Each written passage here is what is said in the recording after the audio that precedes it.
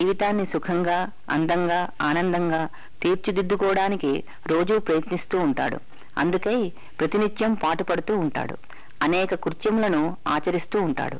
అయితే తాను చేసే ఈ ప్రయత్నంలో ప్రతిభని, నైపుణ్యాన్ని ప్రదర్శించగలిగినప్పుడు అతను ఆచరించిన ఆ కృత్యమే ఒక కళ అవుతుంది.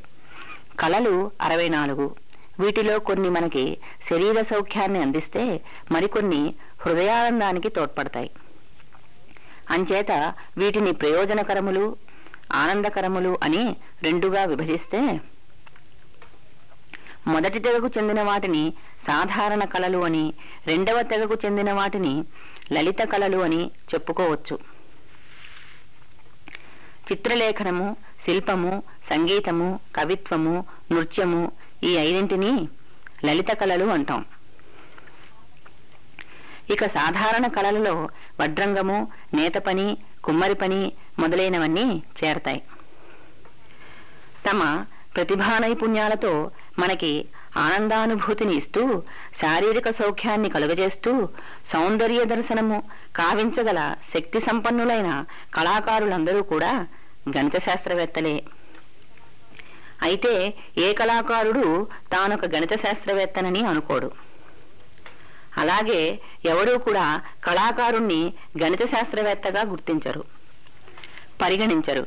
కళలకి గణితానికి చాలా గట్టి సంబంధ బాంధవ్యాలున్నాయని ఎవరి ఊహకి తట్టదు. నిజానికి కళలలో అంతర్లీనంగా గణితం ఉంది.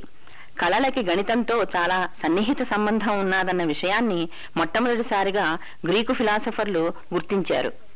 గణితంలో అంకగణితము, అర్థమెటిక్స్, బీజగణితము, ఆల్జిబ్రా, జామితీయము, జామెట్రీ, త్రికోణమితి, ట్రిగ్నోమెట్రీ, కలనగణితము, క్యాలిక్యులస్, ద్రవ్యగణితము, మ్యాథమెటిక్స్ ఆఫ్ ఫైనాన్స్, ఇలా ఇంకా చాలా తెగలు ఉన్నాయి. ఇంకా కూడా చాలా తెగలుగా గణిత శాస్త్రం విస్తరిస్తున్నది. ప్రారంభ దశలో గణితము కేవలము మానవుని మనుగడకి ఉపయోగపడే ఒక ఆచరణ లేదా వాడుకగానే ఉండేది. ఉదాహరణకి గోవుల కాపరి తన గోవులను కాపాడుకోవడంలో వాటిని లెక్కించడం ప్రారంభించాడు. ఈ లెక్క వేయడంలో సంఖ్యలను, ఆ సంఖ్యలకు సంకేతాలని ఊహించి వ్రాయడం ప్రారంభించాడు. తన ఆస్తి గురించిన అంచనా వేసుకోవడానికే జాబితాలను, పట్టీలను వ్రాయటం నేర్చుకున్నాడు. ఈ విధంగా విస్తరిస్తూ వస్తున్న గణిత శాస్త్రము రాతి యుగం నాడే మనకి కళల్లో లీనమై కనిపిస్తుంది. నేత పనిలో, కుమ్మరి పనిలో, వడ్రంగి పనిలో మనకి కనిపించే జామెట్రిక్ ప్యాటర్న్స్ అన్నీ కూడా ఆయా కళాకారులకున్న ఇన్స్టింక్టివ్ ఐ ఫర్ జామెట్రీని సూచిస్తాయి. క్రీస్తు పూర్వం నాడే ఈజిప్షియన్లు, సిప్రియాట్లు, ఇట్రస్కానులు తయారు చేసుకున్న పాత్రలలో, కుండలలో, వాటి అలంకరణలలో జామెట్రీ కనిపిస్తుంది. భారతదేశంలో ఆర్యన్లు, ద్రవిడియన్లు ఉపయోగించిన పాత్రలలో, నేత బట్టలలో, కట్టడాలలో జామెట్రీ ఉంది. లైన్ అనే పదం లినెన్ అనే పదం నుండి పుట్టిందని భావించినప్పుడు జామెట్రీ, వీవింగు ఒకదానితో ఒకటి ఎంతగా పెనవేసుకుని ఉన్నాయో తెలుసుకోవచ్చు. కళ అంటే సౌందర్యము, సౌందర్య దర్శనము వలన కలిగిన ఆనందము. సౌందర్యానికి గణితానికి బాగా దగ్గరతనం ఉంది. మంచి ప్రపోర్షన్స్ లో ఉన్న వస్తువులు, ఆకారాలు ఇంద్రియాలకు ఆనందాన్నిస్తాయి. కళలలో ద్యోతకమయ్యే గణితాత్మక సౌష్ఠవము అనే భావన అత్యంత ప్రధానమైనది. ఈజిప్షియన్లు తమ అలంకరణ తీరులలో మొత్తము 17 రకాల సౌష్ఠవ మాదిరులను వాడారు. అరబ్బులు అలంకరణలో బాగా ప్రసిద్ధులు. వారు 5-fold రొటేషనల్ సిమెట్రీ ఉన్న మాదిరులను తయారు చేయడానికి శక్తివంచన లేకుండా పాటుపడినప్పటికీ కృతకృత్యులు కాలేకపోయారు. దీనికి కారణము ఒక సమతలాన్ని పెంటగ్రాములతో ఖాళీ లేకుండా నింపడము జామెట్రికల్ గా సాధ్యం కాదు. సౌష్ఠవము స్థిరత్వాన్ని, విశ్రాంతిని సూచిస్తుంది. అసౌష్ఠవము చలనానికి, వదులుదనానికి ప్రతీకగా నిలుస్తుంది. గణితాత్మక సౌష్ఠవ తెగలలో ఒకటైన బైలాటరల్ సిమెట్రీ, కుడి ఎడమల సౌష్ఠవము ప్రముఖముగా అన్ని కళలలోనూ కనిపిస్తుంది. ప్రఖ్యాత గణిత శాస్త్రవేత్త అయిన హెర్మన్ హ్యూయి ఇలా అన్నాడు: సహజత్వాన్ని త్యాగం చేసైనా సరే చిత్రకారులు తమ చిత్రాలలో కుడి ఎడమల సౌష్ఠవాన్ని సాధించడానికే ఎక్కువగా మొగ్గు చూపుతూ ఉంటారు. గణిత శాస్త్రము యొక్క మరొక ప్రభావము చిత్రకళలోను, శిల్పకళలోను, ఆర్కిటెక్చరులోను మనకు రెనైజాన్స్ పీరియడ్లోనే కనిపిస్తూ ఉంటుంది. లియోనార్డో మధ్యయుగంలో నివసించిన ఒక ప్రఖ్యాత గణిత శాస్త్రజ్ఞుడు.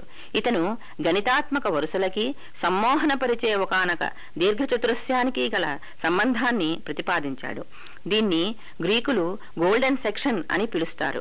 లియోనార్డో దృష్టిలో ఒక రెక్టాంగిల్ దీర్ఘచతురస్రం ఉంది. దాని పొడవు వెడల్పుల నిష్పత్తి దాని పొడవు మరియు దాని పెరీమీటర్లో అర్ధభాగానికి గల నిష్పత్తికి సమానంగా ఉంటుంది.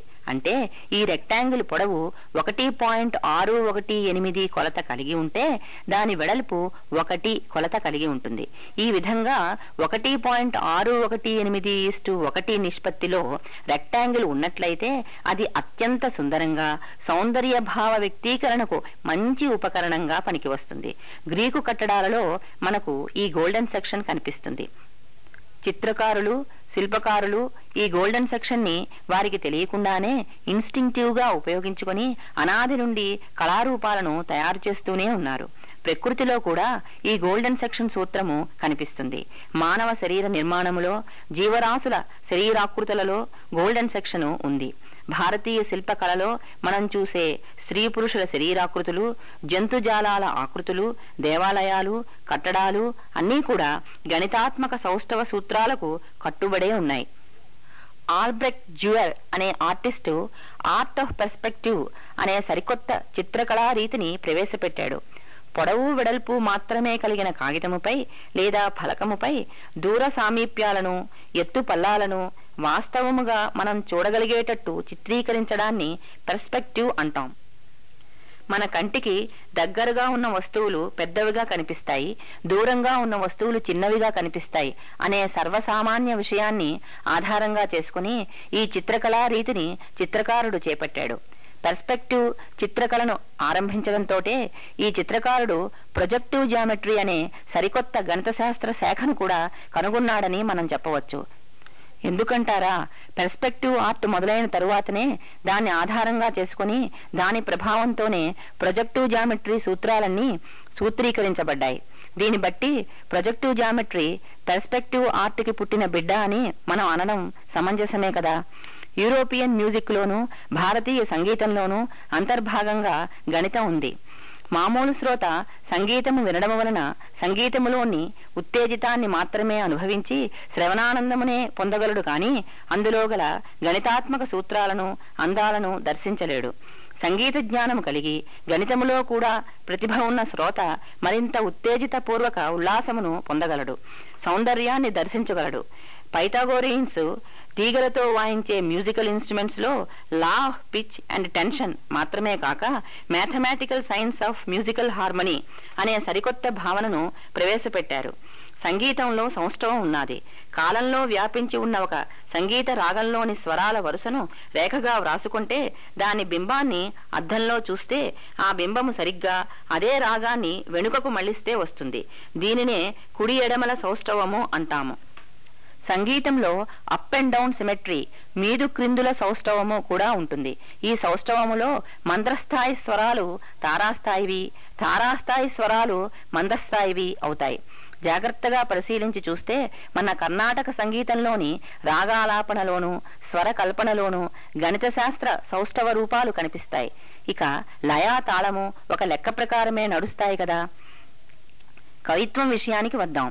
భారతీయ సాహిత్యంలో సంస్కృత సాహిత్యం అతి ప్రాచీనమైనది. ఇందులో ఛందస్సు ఉపయోగపడింది. ఛందస్సు అంటే ఒక లెక్కే. ఒక లెక్క ప్రకారము నడిచే కథాకథనంలో, కావ్య రచనలో వాడబడిన ఛందోరీతి ఆ కావ్యాన్ని లయబద్ధంగా నడిపించి పాడుకోవడానికి వనువుగా చేస్తుంది. వాల్మీకి తన రామాయణాన్ని గురించి చెబుతూ తాళబద్ధాక్షర సమం తంత్రీలయ సమన్వితం కావ్యమే తన్మయాకృతం అని బాలకాండలో చెప్పుకున్నాడు. ఇందులో అనుష్టుప్ ఛందస్సు వాడబడింది. కాళిదాసు మందాక్రాంతములో మేఘ సందేశము వ్రాశాడు. మందాక్రాంత వృత్తములో విరతులెక్కువ. ఇది మందముగా భారముగా నడుస్తుంది. విప్రలంబ శృంగారమునకు సైతము విరతులెక్కువ కనుక ఈ కవి ఈ ఛందస్సును సమర్థవంతముగా ఉపయోగించుకున్నాడు. భవభూతి శిఖరణీ వృత్తమును ప్రయోగించాడు. జయదేవుడు గేయ ఛందస్సులో కావ్యం రాసి ప్రయోగం చేశాడు. ఇక ఇతర ఛందో రీతులలో చంపకమాల, ఉత్పలమాల, మత్తేభ శార్దూలాలను పేర్కొనవచ్చు. ఇంగ్లీషు సాహిత్యములో చాసరు మహాకవి తొలిసారిగా పద్య పాదములలో అక్షర సంఖ్యానియమమును ప్రవేశపెట్టాడు. ఇతను అంతకు ముందు అందరూ వాడుతున్న పదాబ్జక్షర సామ్యమును వదిలివేసి ఫ్రెంచి ఛందోనియమముగు అంత్యప్రాసను తొలిసారిగా ప్రవేశపెట్టాడు. ఆ తరువాత ఇటలీ దేశంన సర్ థామస్ వైట్ సర్రే అంత్య నియమము లేని బ్లాంక్ వెర్స్ను ప్రవేశపెట్టారు. ఇంగ్లీషులో తొలిసారిగా సానెట్ ను ప్రవేశపెట్టారు. సానెట్ 14 పంక్తుల గీతము. ఇక తెలుగు ఛందస్సులో సీసము, ఆటవిలది, త్రిపద, కందం చేరుతాయి. గురజాడ అప్పారావు గారు మాత్రాగణ ఛందస్సులో ముత్యాల సరాలను అల్లారు. ఈ ఛందోనియమమును చతుస్రగతి అంటారు. గురజాడ కవి ప్రారంభించిన ఈ లెక్క కథాకథన పద్ధతికి ఎంతో ఉపయోగపడి వారి పూర్ణమ్మ పాట బహుళ ప్రాచుర్యం పొందింది. ఈ విధంగా సరికొత్త ఛందోరీతిని కనిపెట్టి సఫలీకృతులైన ప్రతి కవిలో గణిత శాస్త్రవేత్త దాక్కుని ఉన్నాడు. అంటే ఒక రకంగా Valmiki, Kalidasa, Bhavabhuti, Jayadeva, Gurajada, Chaucer, sir Thomas Wyatt, Surrey మొదలైన వారందరూ గణిత శాస్త్రవేత్తలే. ఇక సూటిగా గణిత శాస్త్రంలోని కొన్ని అంశాలను తమ రచనలలో, కవిత్వంలో వాడుకున్న సాహితీవేత్తలు ఉన్నారు. చాసో తన వెలం వెంకడు కథలో గణిత శాస్త్ర సమీకరణ రూపాన్ని సమర్థవంతంగా వాడుకున్నాడు. ఆరుద్ర తాను చేసిన త్వమేవాహంలో పెద్ద ముళ్ళు ద్వారా పైథాగరస్ థీరమును సామ్యవాదమునకు అనుగుణముగా అన్వయించాడు. లూయిస్ కెరోల్ వ్రాసిన ఆలిస్ బుక్స్ లోను, అతను వ్రాసిన the hunting of the snack అనే పోయంలోనూ గణితపరమైన జోక్స్, కన్సీట్స్ ఉన్నాయి. నర్తకులందు గాని నటులందు గాని సౌష్ఠవము అత్యంత ఆవశ్యకము. నాట్య నృత్యముల శోభ అంతా సౌష్ఠవము మీదే ఆధారపడి ఉందని భరతుడు నాట్యశాస్త్రంలో చెప్పాడు. కటీకర్ణములు ఒకే రేఖలోను, మోచేతులు మోపులు ఒకే రేఖలోను ఉండగా ఉరము సమున్నతమై ఉండటాన్ని సౌష్ఠవము అంటారని నాట్యశాస్త్రము చెబుతుంది. నృత్య భంగిమలతో, అభినయ హస్తములతో, సౌందర్య యౌవన కళా నైపుణ్యములతో రాగతాళయుక్తముగా నటించుచున్న దృశ్యము రంగస్థలమైపై చూసినా అందు గణితమే నర్తించుచున్నాదని వేరే చెప్పవలసిన పని లేదు. అంతేకాక నాట్య మండప నిర్మాణానికి, రంగస్థల విభజనకి, రంగపీఠ రంగ శీర్షములకి నాట్యశాస్త్రము ప్రత్యేకమైన కొలతలను నిర్దేశిస్తుంది. గణితానికి కళలతో గల వైవాహిక బంధము చాలా బలమైనది. ఒక్కోసారి ఈ బంధ ప్రభావము మనము ఊహించని రీతిలో కనపడుతూ ఉంటుంది. మ్యాథమెటిక్స్ క్లాస్ రూమ్స్ లో నేర్చుకున్న గణితాత్మక అంశాలు విద్యార్థులు తమ లలిత కళల క్లాస్ రూమ్ లో వారు చూపే సృజనాత్మకతలో ద్యోతకమవడాన్ని కెనడా, ఆస్ట్రేలియా, గ్రేట్ బ్రిటన్లలో జరిపిన ప్రయోగాలలో స్పష్టమైంది.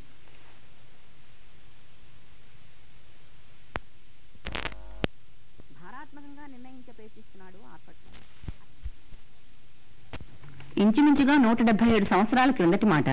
అది 1817వ సంవత్సరం.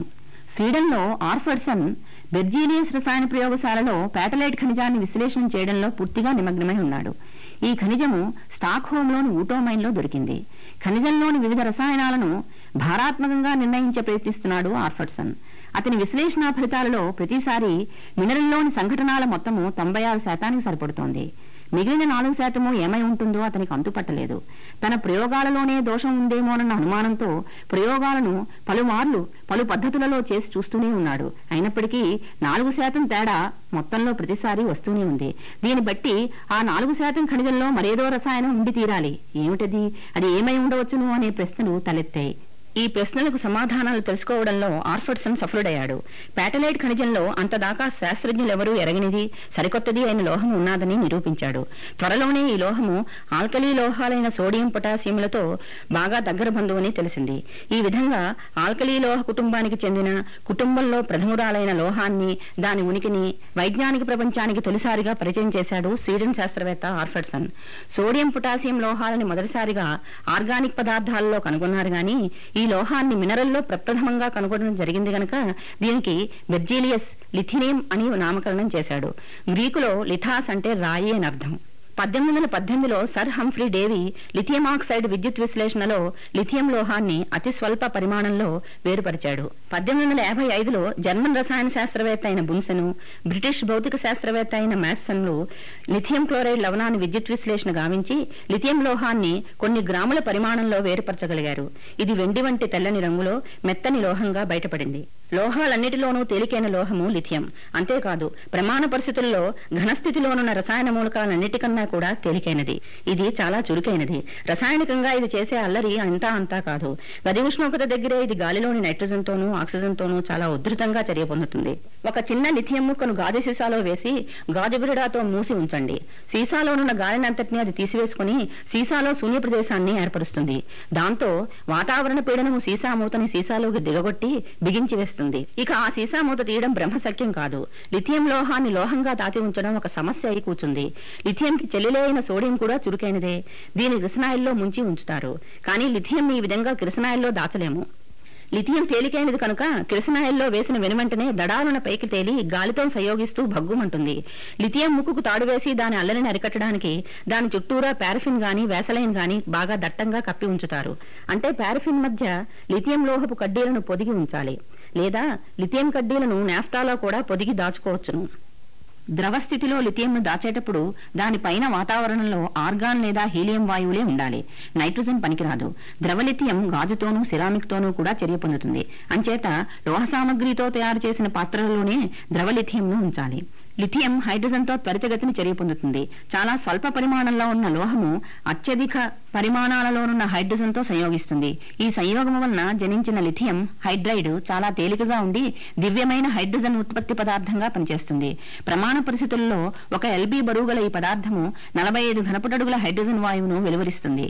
2వ ప్రపంచ యుద్ధ సమయంలో అమెరికన్ ఫ్లయర్స్ అత్యవసర హైడ్రోజన్ ఉత్పత్తికై లిథియం హైడ్రైడ్ ను దగ్గర ఉంచుకునేవారు.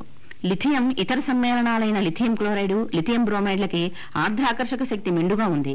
నీటిని శోషించుకునే ఈ లక్షణం ఉండటం చేత ఈ సమ్మేళనాలను ఎయిర్ కండిషనింగ్ సిస్టంలలోనూ, ఎయిర్ క్రాఫ్ట్లలోనూ, జలాంతర్గాములలోనూ, డిహ్యూమిడిఫికేషన్ సిస్టంలలోనూ వీటిని వాడుతున్నారు. లిథియంను కనుగొన్న దగ్గర నుంచి దాదాపుగా 100 సంవత్సరాల వరకు దానిని కేవలం వాతరోగానికి ఔషధంగా మాత్రమే వాడేవారు. 20వ శతాబ్దం ప్రారంభం నుండే లిథియంను పరిశ్రమలలో ఉపయోగించడం ప్రారంభమైంది. మొదటి ప్రపంచ యుద్ధ కాలంలో జర్మనీ తన పరిశ్రమలలో టిన్ కావలసి వచ్చి టిన్ దొరికినా సరిపడక ఇబ్బంది పడింది. టిన్ని నిష్కర్షించడానికి జర్మనీ దగ్గర రా మెటీరియల్ లేదు. జర్మన్ శాస్త్రజ్ఞులు టిన్ స్థానే వేరొక లోహము పనికి వస్తుందేమోనని పరిశోధనలు ప్రారంభించారు. ఆ పరిస్థితుల్లో లిథియం వాళ్ళను చక్కగా ఆదుకుంది. బాన్ మెటల్ అని పిలువబడే లెడ్ లిథియం అలాయ్ సమర్థవంతమైన యాంటీ ఫ్రిక్షన్ మెటీరియల్ గా నిరూపించుకుంది. అప్పటి నుండి లిథియం మిశ్రలోహాలు పరిశ్రమలలో వాడుకలోకి వచ్చాయి. Aluminium, beryllium, copper, zinc, silver, magnesium లోహాలతో లిథియం ఏర్పరిచే మిశ్రలోహాలు పేర్కొనదగినవి. లిథియం కాపరు, లిథియం సిల్వరు మిశ్రలోహాలు సెల్ఫ్ ఫ్లక్సింగ్ అలాయిస్ గాను, బ్రేజింగ్ అలాయిస్ గాను ఉపయోగపడుతున్నాయి. పూర్వపు రోజులలో ఆల్కలైన్ స్టోరేజ్ బ్యాటరీలలో సోడియం హైడ్రాక్సైడ్ ద్రావణాన్ని విద్యుత్ విశ్లేషకంగా వాడేవారు. ఈ ద్రావణంలో కొద్దిపాటి లిథియం హైడ్రాక్సైడ్ ను కలిపితే బ్యాటరీ జీవితకాలం 3 ఇంతలు పెరిగి దానివల్ల వచ్చే అవుట్పుట్ కూడా బాగా ఎక్కువ అవుతుంది. అంతేకాక బ్యాటరీ పనిచేయగల ఉష్ణోగ్రత అవధులు కూడా తగినంతగా పెరుగుతాయి. 40 డిగ్రీల సెంటీగ్రేడ్ ఉష్ణోగ్రత దగ్గర కూడా ఈ బ్యాటరీ డిశ్చార్జ్ కాదు. అలాగే ఉష్ణోగ్రత -20 డిగ్రీల సెంటీగ్రేడ్కు తగ్గిపోయినా కూడా ఈ బ్యాటరీ ఫ్రీజ్ కాదు. లిథియం హైడ్రాక్సైడ్ సహజ కొవ్వు పదార్థాలతో కలిసి లిథియం స్టియరేట్ వంటి ఆర్గానిక్ సమ్మేళనాలను ఏర్పరుస్తుంది. ఈ సమ్మేళనాలు లూబ్రికెంట్ల తయారీలో థిక్నర్లుగా పనిచేసి కొవ్వు పదార్థాలని గ్రీజుగా మారుస్తాయి. ఈ విధంగా తయారైన లూబ్రికెంట్లను లిథియం బేస్డ్ లూబ్రికెంట్లు అంటారు. ఈ లూబ్రికెంట్లు నీటికి బాగా తట్టుకుంటాయి. అత్యధిక మరియు అత్యల్ప ఉష్ణోగ్రతల్లో కూడా వాటి లూబ్రికేటింగ్ కెపాసిటీని ఏమాత్రమూ కోల్పోవు. అంటార్కిటిక్ ప్రాంతాలలోనూ -60 డిగ్రీల సెంటీగ్రేడ్ ఉష్ణోగ్రత ఉన్న శీతల ప్రాంతాలలో నడిపే క్రాస్ కంట్రీ వెహికల్స్ లో లిథియం బేస్డ్ గ్రీజులు పనిచేస్తాయి. జుగులీ కారు యజమానులు దీనిని పర్మనెంట్ లూబ్రికెంట్ అని పిలుస్తారు. ఒక కారు జీవితకాలంలో ఒకే ఒకసారి అవసరమైన భాగాల దగ్గర ఈ గ్రీజును ఉపయోగిస్తే చాలును. మళ్లీ మరి లూబ్రికేట్ చేయాల్సిన అవసరం ఉండదు. ఈనాటి ఆటోమేటివ్ గ్రీజు మార్కెట్లో 3వ వంతు అమ్మకాలను లిథియం బేస్డ్ లూబ్రికెంట్లు లాక్కున్నాయి. బహుళార్థ ప్రయోజనాలు కల ఈ లూబ్రికెంట్ల వల్ల తదితర ప్రత్యేక గ్రీజుల వాడుక బాగా తగ్గిపోయిందనే చెప్పాలి. మీకు తెలుసునో లేదో కానీ మనం గాజు గ్లాసులతో మంచినీళ్లు, పండ్ల రసాలు, వేడి టీ, కాఫీలు తాగినప్పుడల్లా కొంత గాజును మింగేస్తూ ఉంటాం. ఎందుకంటే సాధారణ గాజు నీటిలో కొంత మేరకు కరుగుతుంది. ఒక గ్లాసు వేడి టీ తాగిన ప్రతిసారి 1 గ్రాము గాజులో 10,000 వంతు భాగాన్ని మింగేస్తూ ఉంటాం. కానీ గాజు తయారీలో లిథియం లవణాలను, లాంథరం జిర్కోనియం లవణాలను కలిపితే నీటిలో గాజు కరుగుదల 100 వంతులు తగ్గిపోతుంది. లిథియం లవణాలను కలిపిన గాజు విలువైన కాంతి ధర్మాలను కలిగి ఉంటుంది. అంతేకాకుండా దానికి అధిక ఉష్ణ స్థిరత్వము, అధిక విద్యుత్ నిరోధక శక్తి ఉంటాయి. ముఖ్యంగా టెలివిజన్ పిక్చర్ ట్యూబ్లకు ఉపయోగించే గాజు తయారీలో లిథియంను తప్పనిసరిగా వాడుతున్నారు. పారదర్శకతకు మంచు బిందువును ఉదాహరణంగా చెప్పుకుంటాం. కానీ ఈపాటి పారదర్శకత ఈనాటి ఆధునిక సాంకేతిక పనిముట్లకు సరిపోదు. మన కంటికి కనిపించే దృగ్గోచర కాంతి కిరణాలనే కాక అతినీలలోహిత కాంతి కిరణాలను కూడా తమ గుండా ప్రసరింపచేయగలిగినంత పారదర్శకత ఈనాడు కావాలి. సాంప్రదాయక టెలిస్కోపులు అంతరిక్షంలోని సుదూర ప్రాంతాలలోని గ్యాలక్సీల నుండి వచ్చే కాంతి కిరణాలను క్యాచ్ చేయలేవు. లిథియం ఫ్లోరైడ్ యూవీ కిరణాలకు కూడా అత్యధిక పారదర్శకతను ప్రదర్శిస్తుంది. ఆధునిక టెలిస్కోపులలో లిథియం ఫ్లోరైడ్ సింగిల్ క్రిస్టల్ తో తయారైన లెన్సులు అమరి ఉంటాయి. వీటి సహాయంతో ఈనాటి ఖగోళ శాస్త్రజ్ఞులు విశ్వరహస్యాలను భేదించగలుగుతున్నారు. ఇంతవరకు లిథియం మనకు అనేక రంగాల్లో చేస్తున్న సేవలను గురించి చర్చించుకున్నాం. కానీ ఇవన్నీ కూడా చాలా స్వల్పమైనవి, ప్రాధాన్యతలో ద్వితీయ స్థానంలోనివే. లిథియం గురించిన గంభీరమైన ప్రధానమైన అంశాలను తెలుసుకుందాం. లిథియం ఐసోటోపులు లిథియం 6, లిథియం 7 ప్రకృతిలో లభిస్తాయి. లిథియం 6 డ్యూటీరియంతో కలిసి లిథియం డ్యూటీరైడ్ ను ఏర్పరుస్తుంది. ఇది న్యూక్లియర్ చర్యలలో పాల్గొని 2 హీలియం పరమాణువులను ఏర్పరుస్తూ అపరిమితమైన శక్తిని విడుదల చేస్తుంది. ఈ శక్తిని థర్మోన్యూక్లియర్ ఎనర్జీ అంటారు. దీన్ని థర్మోన్యూక్లియర్ పవర్ ఉత్పాదనకి వాడుకోవచ్చు. లిథియం రియాక్టర్లలో న్యూక్లియర్ ఫ్యూయల్ గా లిథియం ఉపయోగపడుతున్నది. యురేనియం కేంద్రక ఇంధనంతో పోల్చి చూస్తే లిథియం ఇంధనానికి ఎక్కువ అనుకూలమైన ప్రయోజనాలున్నాయి. లిథియము యురేనియం కంటే చవక. ఇది రేడియో యాక్టివ్ ఫిషన్ ప్రోడక్ట్లను ఏర్పరచదు. అంతేకాక స్లో న్యూట్రానులను క్యాప్చర్ చేయగల సామర్థ్యము లిథియం 6కు ఉంది. అంచేత యురేనియం రియాక్టర్లలో కూడా చర్య వేగాలను అదుపులో పెట్టడానికి లిథియం 6ను వాడుతున్నారు. ఈ సామర్థ్యం వలనే లిథియం 6ను రేడియేషన్ ప్రొటెక్టివ్ స్క్రీన్లలోనూ, న్యూక్లియర్ బ్యాటరీలలోనూ ఉపయోగిస్తున్నారు. న్యూక్లియర్ వెల్డింగ్ లో లిథియం న్యూక్లియర్ గ్లూగా సాయపడుతున్నది. భూమి ఆకర్షణ శక్తిని అధిగమించడానికి అధిక ప్రమాణంలో శక్తిని వెచ్చించాల్సి వస్తుంది. అంచేత రాకెట్లలో ప్రొపెలెంట్ గా వాడడానికి పనికొచ్చే పదార్థాన్ని ఎంపిక చేయటము శాస్త్రజ్ఞులకు అగ్ని పరీక్షే. కిరసనాయిల్లో ఆక్సిజన్ ద్రవాన్ని కలిపి ఆ మిశ్రమాన్ని రాకెట్ ప్రొపెలెంట్ గా వాడేవారు. ఆధునికంగా సాలిడ్ రాకెట్ ప్రొపెలెంట్ మిక్సర్లను వాడుతున్నారు.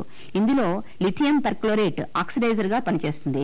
లిథియం చాలా తేలికైనది కనుక ఈ పెర్క్లోరేట్ తక్కువ పరిమాణంలో ఉన్నప్పటికీ అత్యధిక శాతంలో ఆక్సిజన్ ను సరఫరా చేయగలదు.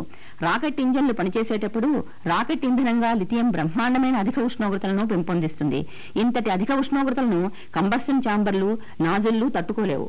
అయితే ఈ అధిక ఉష్ణోగ్రతల బారి నుండి రాకెట్ ను కాపాడుకోవడానికి కూడా మనం తిరిగి లిథియం లోహాన్నే ఆశ్రయించాలి. లిథియం సమ్మేళనాలను ఉపయోగించి ప్రశస్తమైన సిరామిక్లు, పోర్సిలిన్లు, ఎనామిళ్లు, పెయింట్లు తయారవుతున్నాయి. లిథియం సిరామిక్ మెటీరియల్లు వాటి యొక్క అధిక హీట్ రెసిస్టెంట్ గుణానికి, రిఫ్రాక్టరీనెస్ కి బాగా పేరుపడ్డాయి. అంచేత రాకెట్లలోని కంబషన్ ఛాంబర్ల గోడలపైన, నాజిళ్లలోనూ ఇంకా ఇతర అవసరమైన రాకెట్ భాగాలపైన లిథియం సిరామిక్ పూత రక్షణ లేపనంగా పనిచేస్తోంది. ఆవర్తన పట్టికలోని ఎడమ చేతి భాగంలోనున్న మూలకాలన్నీ రూల్ ప్రకారము ప్రకృతిలో విరివిగా దొరకాలి. కానీ పట్టికలో 3వ గదిలోనున్న లిథియం మాత్రము రూలుకి విరుద్ధంగా తక్కువ పరిమాణంలోనే దొరుకుతోంది. లిథియం స్వకుటుంబీకులైన సోడియం, పొటాషియంలు, ఇరుగు పొరుగు అయిన మెగ్నీషియం, కాల్షియం, అల్యూమినియంలు భూమి మీద ఎక్కువగా లభిస్తాయి. వీటితో పోల్చి చూస్తే లిథియం అరుదైనదే, మితంగానే లభిస్తోంది. భూపటలంపై 65 ppm లిథియం ఉంది. సముద్ర జలాలలో 0.1 ppm ఉంది. మానవ శరీరాలలోనూ, జంతు శరీరాలలోనూ, మట్టిలోనూ, ఖనిజాలలోనూ, కోకో, టొబాకో, సీవీడ్ వంటి మొక్కలలోనూ లిథియం ఉన్నది. సూర్యగ్రహ వాతావరణంలో లిథియం ఉందని నిరూపించడమైంది.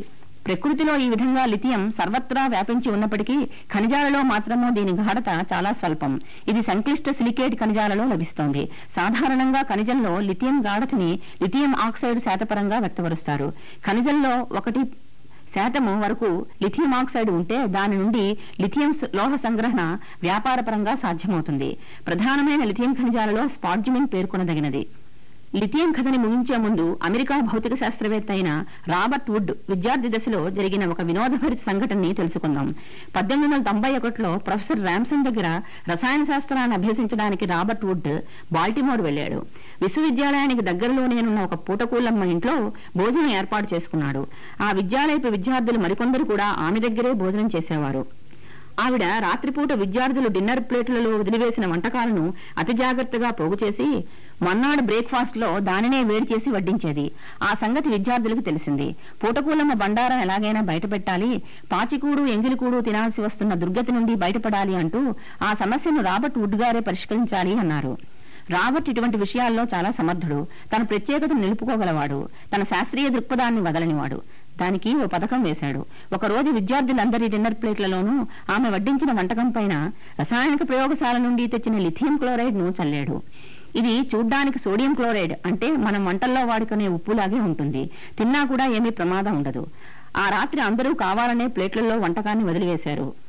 మన్నాడు బ్రేక్ఫాస్ట్ లో ఆమె వడ్డించిన వంటకంలోని కొన్ని ముక్కలను సేకరించి ప్రయోగశాలకు వెళ్లి స్పెక్ట్రోస్కోప్ లో పరీక్షించి చూశాడు రాబర్ట్. లిథియం లోహపు అభిలాక్షణిక ధర్మమైన క్రిమ్సన్ కలర్ లైన్ గోచరించింది. దాంతో అతి పొదుపరి అయిన పూటకూలమ్మ బండారం బయటపడింది. రాబర్ట్ వుడ్ ప్రపంచ ప్రఖ్యాత శాస్త్రవేత్తగా పేరుగాంచిన తర్వాత కూడా తన మిత్ర బృందానికి ఈ ఉదంతాన్ని వర్ణించి చెబుతూ ఆనందించేవాడు. లిథియం అని మనం పిలుచుకుంటున్న ఒక చురుకైన తేలికైన తెల్లని మెత్తని లోహము మనకు పలు విధాల సేవలను అందించేది ఉన్నాదని మనం తెలుసుకుని దానిని పొందుతూ వాడుకుంటూ రమారమి 175 సంవత్సరాల పైచిలుకు అయిపోయినప్పటికీ ఇంకా లిథియం తన తొలి యవ్వన ప్రాంగణంలోనే ఉంది. లిథియం లోహం కోసమే వైజ్ఞానిక ప్రపంచంలో ఉజ్వల భవిష్యత్తు వేచి ఉన్నది.